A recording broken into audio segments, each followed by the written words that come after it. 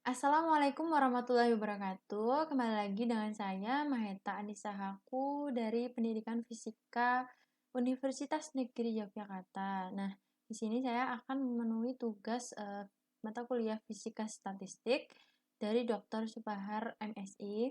Nah, di sini saya akan menyampaikan materi tentang mekanika menurut ungkapan Hamilton. Nah, pokok bahasan yang akan kita bahas yaitu 1.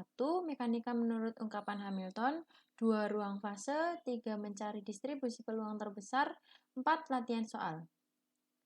Nah, untuk yang pertama, mekanika menurut ungkapan Hamilton. Menurut Newton, gaya F akan menyebabkan perubahan posisi R, tidak secara langsung, tetapi lewat perubahan dari perubahan posisi yang kita kenal dengan nama percepatan. Gaya sama dengan massa dikalikan percepatan. Jika kecepatan V adalah perubahan posisi R terhadap waktu T, maka ada besaran baru yang punya makna fisik lain, yang disebut dengan momentum P, yang nilainya sama dengan massa dikalikan kecepatan benda tersebut. Tulisan Newton yang asli lebih dapat diartikan sebagai gaya sama dengan laju kuantitas gerak atau perubahan momentum terhadap waktu, atau F sama dengan dp per dt. Nah, karena itu, Hamilton membuat rumusan dengan menganggap variabel posisi R dan variabel momentum P sebagai dua variabel yang bebas satu sama lain. Besaran yang menjadi pusat perhatian bukan gaya, melainkan energi yang dianggapnya lebih bermakna secara fisik. Misalnya, dalam asas bahwa energi itu konstan sifatnya selama tak ada faktor eksternal yang mengganggu. Aturan kerjanya nyatakan energi objek yang kita garap sebagai fungsi dari posisi R dan momentum P. Kemudian, fungsi tersebut kini dikenal dengan nama fungsi Hamilton atau bahasa asingnya yaitu Hamiltonian. Nah, dalam gerak harmonik, jika S dalam T adalah simpangan objek dari titik keseimbangannya, maka rumusan Newtonnya menjadi gaya pada saat T, yaitu Ft berbanding lurus dengan simpangan St, tetapi dalam arah yang berlawanan. Ft sama dengan min kappa dikalikan St.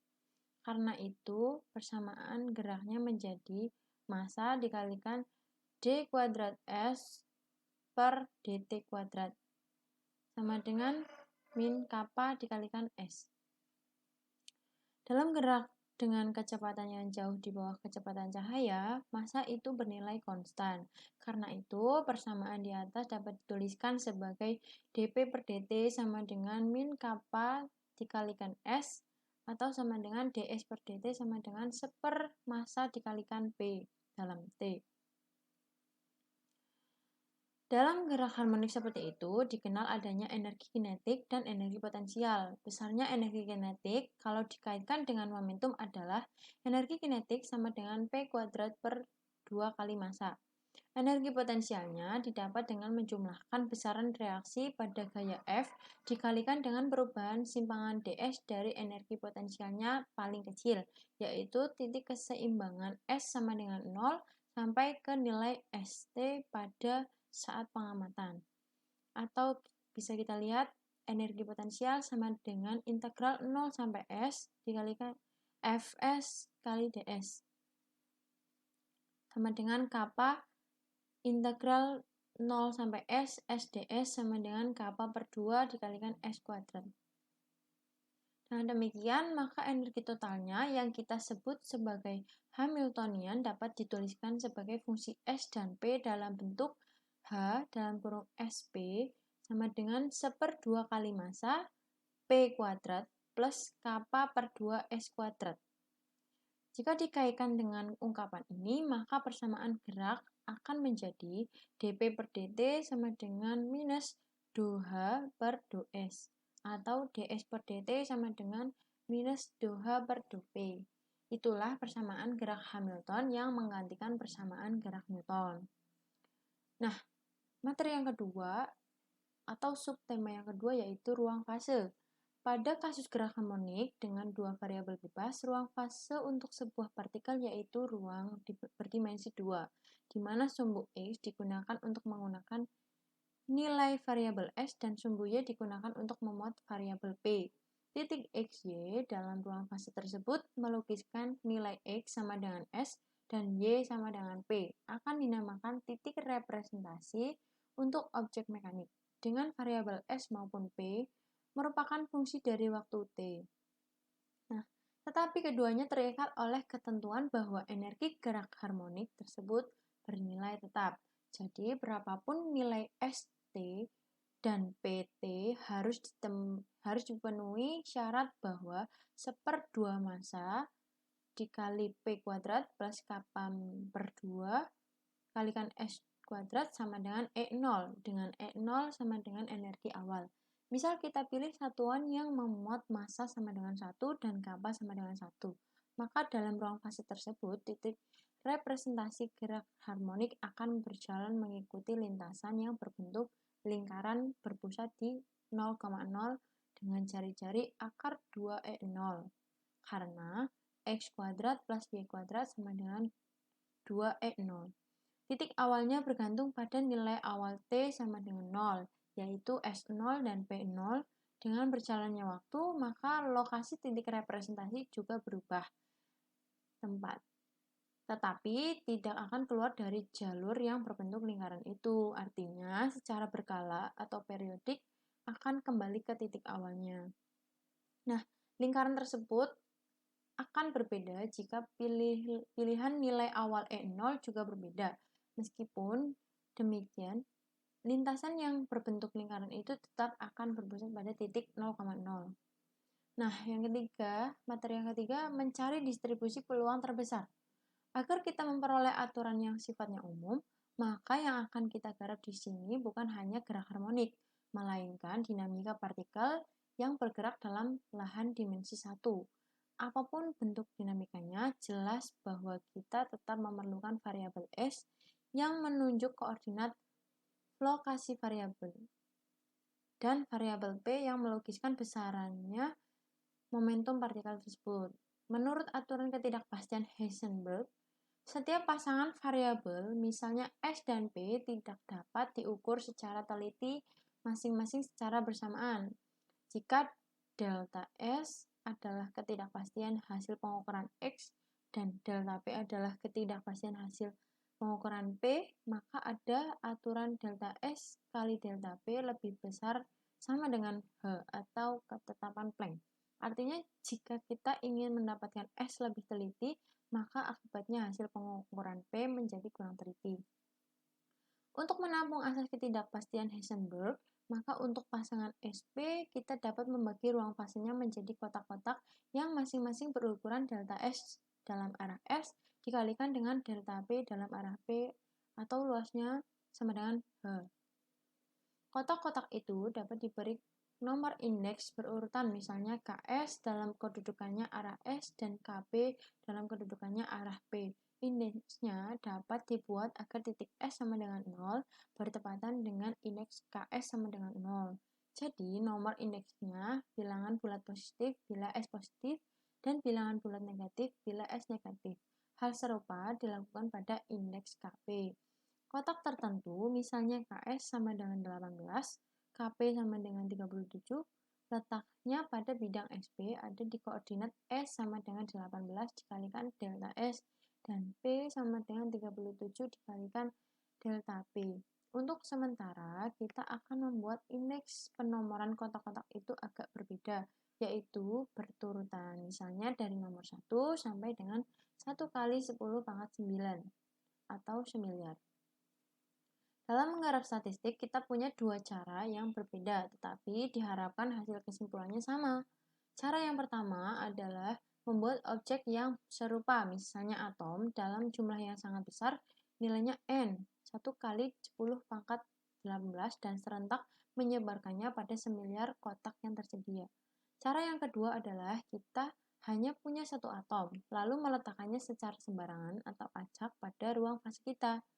Lokasi nomor kotak yang ditempati atom kita dicatat. Kemudian atom tersebut diambil, lalu kita melakukan langkah yang sama berturut-turut sampai N 1 kali 10 pangkat 18 kali. Harapan kita, baik cara pertama maupun cara kedua menghasilkan distribusi nilai N1, N2, dan seterusnya. yang mirip atau hampir sama dengan hasil catatan kita pada cara kedua. Nah, bila kita mendistribusikan N atom itu ke dalam konfigurasi, N1 diletakkan di kotak nomor 1, N2 diletakkan ke kotak nomor 2, N9 di kotak ke nomor 9. Maka akan ditemukan ragam sebanyak W sama dengan N faktorial per N1 faktorial, N2 faktorial, N9 faktorial. Dalil Stirling yang menyatakan bahwa untuk N yang sangat besar, ln N dapat didefinisikan sebagai N ln N min N. Karena itu yang kita cari maksimumnya bukan W, tetapi ln W. Jadi fungsi yang kita maksimumkan adalah F dalam kurung N1, N2 sama dengan N ln N min sigma I sama dengan 1 sampai semiliar dikalikan Ni ln Ni min Ni.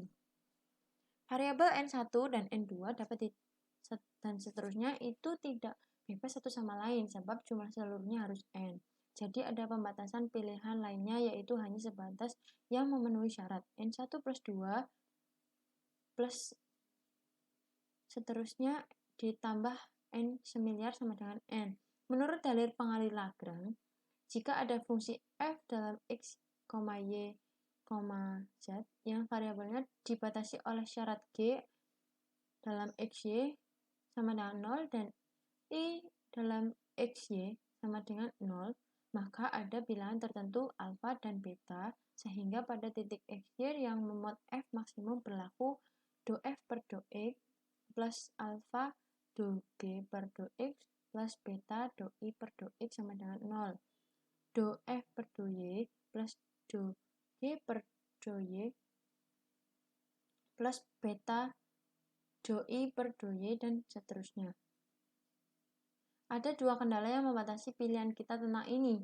Kendala pertama disebabkan karena jumlah semua populasi ini harus sama dengan jumlah atom yang ada, yaitu N. Maka akan kita gunakan fungsi pembatas G sama dengan N1 plus N2 plus N semiliar min N. Kendala yang kedua terjadi karena pada setiap kotak ini terkait nilai energi tertentu yaitu epsilon I, sedangkan gas ideal yang kita bahas sebagai energi totalnya sama dengan U. Berarti jumlah Ni epsilon I seluruhnya harus sama dengan U yang bernilai tertentu. Maka di sini N1 kali epsilon 1 plus N2 kali epsilon 0 S2 plus seterusnya sama dengan U. Jika ditambahkan fungsi pembatas, I sama dengan N1 epsilon 1 plus N2 epsilon 2 dan seterusnya min U. Maka kondisi untuk sebaran populasi atom-atom yang paling sering dijumpai atau most probable dalam proses pengukuran pada kotak-kotak tadi menjadi ln N1 plus alpha plus beta epsilon 1 sama dengan 0, ln N2 plus alpha plus beta epsilon 2 sama dengan 0, sehingga untuk lokasi J yang terkait dengan epsilon J populasinya menjadi seperti itu. Nah, latihan soal. Jelaskan bahwa statistik dapat digunakan sebagai alat pembahasan. Statistik dapat digunakan sebagai alat pembahasan karena objek partikel yang kita tinjau begitu banyaknya, sehingga akan lebih cepat dikerjakan dengan statistik yang tidak harus memberikan informasi sangat terperinci, tetapi cukup dengan sifat rata-ratanya saja. Salah satu panca indera kita sebagai alat pengamat tidak sanggup membaca situasi awal dalam jumlah yang sebesar itu. Pendekatan dengan cara lain belum kita temukan. Untuk N dengan jumlah sebanyak itu ada besaran-besaran yang boleh diandaikan muncul secara acak. Kemudian yang kedua, bilangan percepatan gravitasi kita tulis dengan lambang G. Gerak jatuh bebas sebuah benda bermassa M dengan S dalam T merupakan ukuran ketinggian dari lantai saat T dilakukan oleh fungsi Hamiltonian. Penyelesaiannya, H dalam PS sama dengan T plus U. H sama dengan setengah mv kuadrat plus MGS. H sama dengan setengah MV kuadrat kalikan M per M ditambah MGS, kemudian H sama dengan 1/2M dikalikan M kuadrat V kuadrat plus MGS, kemudian H sama dengan P kuadrat per 2M plus MGS. Terima kasih, sekian materi yang dapat saya sampaikan. Wassalamualaikum warahmatullahi wabarakatuh.